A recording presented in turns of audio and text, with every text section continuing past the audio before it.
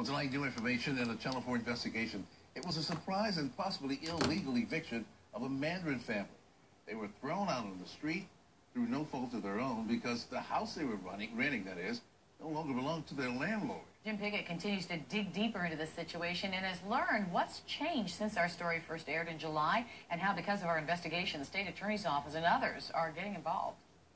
A lot has happened to Dee and Josh Marling since we first introduced you to them. Many in the real estate business just didn't believe our story when we showed how they were actually forced out of their home by police with less than 1 day's notice. Well, now they're ready to move on and put this behind them. And it looks like others are helping them to do just that and are making sure something like this doesn't happen to you.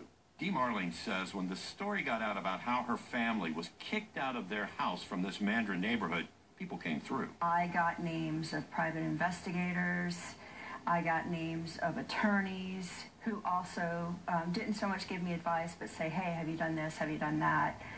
I had a lot of people just reach out and say, hey, can we help? That helped in getting the attention of a real estate company, which was indirectly involved. That company made good on some of the family's losses from the eviction to the tune of $2,000 and fired 2 agents who, according to the president of the firm, should have known better. We talked about what could have been done, and they came up with a plan on how to educate their realtors that they have in-house, and we're confident that they're never going to let that happen again as well. The Marlings rented a house in this neighborhood from a company owned by Roger Bates, who also owned the house. We found records showing that the house had been in foreclosure when it was leased to them and actually sold at auction the month before they were kicked out.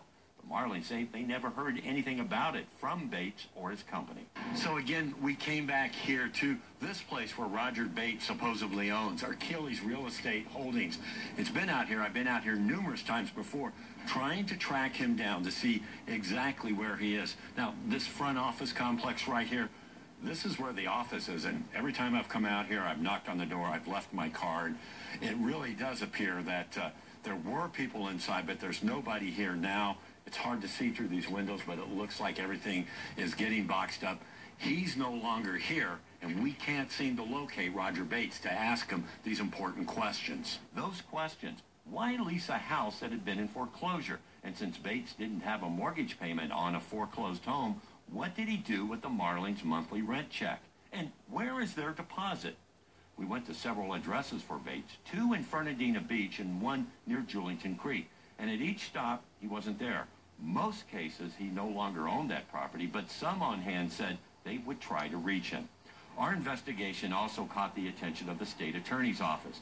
They began looking into the case when our story aired.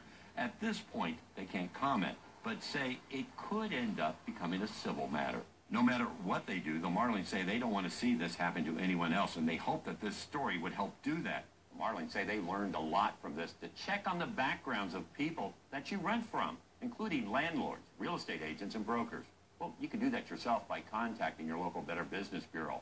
Also, check and see if a home is in foreclosure. Well, you first need to contact the property appraiser's office to see who actually owns the property, and then use that information at your county clerk's office just to see if there's any court action taken against that owner. Jim Piggott, Channel 4, the local station. Helping you plan your day.